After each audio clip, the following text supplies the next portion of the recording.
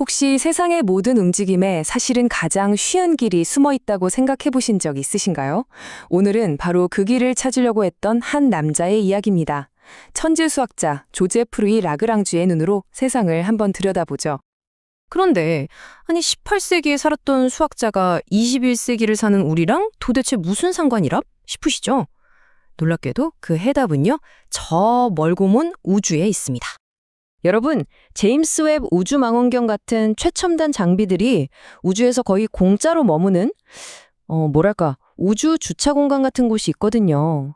태양과 지구의 중력이 정말 완벽하게 균형을 이루는 아주 특별한 지점인데요. 우리가 이 지점을 바로 그의 이름을 따서 라그랑주점이라고 부릅니다. 아니, 대체 누가 또 어떻게 이런 우주의 비밀 장소를 콕 집어낼 수 있었던 걸까요? 그 답이 무려 200년도 더 전에 나왔다니 정말 믿기지 않죠? 자, 지금부터 그 수수께끼를 함께 풀어보겠습니다. 이런 우주적인 스케일의 비밀을 푼 천재는 대체 어디서부터 시작된 걸까요? 자, 우리 함께 시간을 거슬러서 18세기 이탈리아 토리노로 한번 가보시죠. 그의 재능은 아주 어릴 때부터 남달랐습니다. 한번 상상해 보세요. 요즘으로 치면 막 고등학교 졸업할 나이인 18살에 왕립학교의 수학 교수가 된 거예요. 이건 그냥 천재를 넘어선 수준이었죠. 당연히 그의 명성은 국경을 넘어 유럽 전역으로 쫙 퍼져나갔습니다. 마침내 프로이센의 프리드리히 대왕이 직접 그를 초청했고 당대 최고의 지성들이 모여들던 베를린 아카데미의 수장이 되죠. 바로 이곳에서 그의 연구 인생의 황금기가 펼쳐집니다. 자, 라그랑주가 과학계에 던진 첫 번째 거대한 충격은요, 바로 물리학을 받아보는 관점을 아예 뒤집어 버린 거였습니다. 그가 펴낸 이 해성역학이라는 책은 말 그대로 과학의 역사를 바꿔놓은 책이었어요. 근데 정말 놀라운 게 뭔지 아세요? 이 책에는 그림이나 도표가 단 한 장도 없다는 거예요. 오직 수식만으로 우주의 모든 움직임을 설명해내겠다. 이런 엄청난 자신감의 표현이었던 거죠. 바로 여기서 라그랑주의 위대함이 드러납니다. 관점의 대전환. 그러니까 뉴턴이 왜 움직임이 시작될까? 즉, 힘이라는 원인에 집중했다면 라그랑주는 어떻게 움직이는 게 가장 편할까? 즉, 에너지가 가장 적게 드는 경로 자체에 주목한 겁니다. 자연은 언제나 가장 효율적이고 쉬운 길을 선택한다는 거죠. 그리고 그 혁신적인 아이디어의 심장부에 바로 이 라그랑지언이 있습니다. 이게 그냥 운동 에너지 빼기 위치 에너지라는 간단한 공식처럼 보이지만 사실은요, 어떤 시스템의 과거, 현재, 미래에 대한 모든 정보가 담겨 있는 만능 레시피 같은 거예요. 이 함수 하나로 복잡한 세상의 움직임을 꿰뚫어 본 거죠. 정말 우아하지 않나요?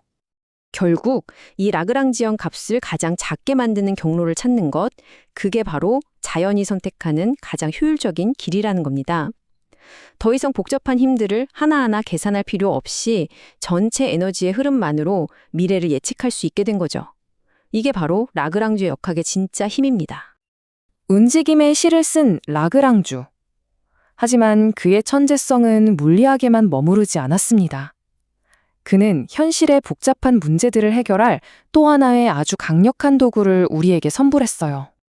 그게 바로 라그랑주 승수법입니다. 말이 좀 어렵죠? 쉽게 말해서 한정된 조건 속에서 어떻게 하면 최고의 결과를 뽑아낼 수 있는지 알려주는 수학적 나침반 같은 거예요. 그 논리는 생각보다 아주 직관적이에요. 자, 1단계. 내가 뭘 제일 원하는지 목표를 딱 정합니다. 예를 들면 수익 최대화 같은 거요. 다음 2단계. 내 발목을 잡는 게 뭔지 한계를 파악하는 거죠. 예산은 한정되어 있다처럼요.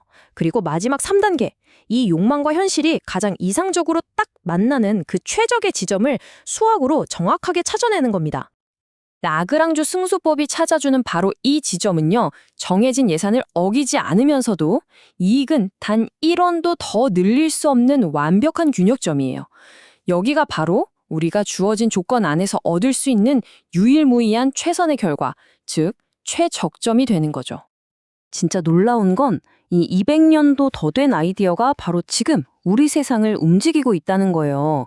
한정된 예산으로 최대의 만족을 얻으려는 경제학자, 최소한의 재료로 가장 튼튼한 다리를 설계하는 공학자, 그리고 특정 조건에서 최고의 성능을 내도록 인공지능을 훈련시키는 개발자까지 이들 모두가 사실은 라그랑주의 어깨 위에 서 있는 셈입니다. 이렇게 세상을 바꾼 위대한 지성은 격동의 시대를 어떻게 살아냈을까요? 이제 그의 마지막 여정과 그의 이름이 어떻게 역사에 영원히 새겨졌는지 그 이야기를 따라가 보겠습니다.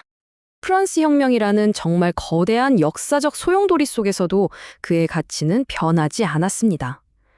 심지어 권력을 잡은 나폴레옹은 그의 천재성을 한눈에 알아보고 극진한 수원자가 되어주었죠. 혁명의 광기와 전쟁의 포화 속에서도 꿋꿋하게 자신의 학문 세계를 지켜낸 한 위대한 지성의 얼굴입니다. 프랑스는 그의 업적을 영원히 기리기 위해서 아주 특별한 방식으로 그에게 경의를 표했습니다. 네, 바로 파리의 상징 에펠탑입니다. 이 에펠탑에는 프랑스를 빛낸 72명의 과학자와 공학자 이름이 새겨져 있는데요. 그중 한 명이 바로 라그랑주입니다.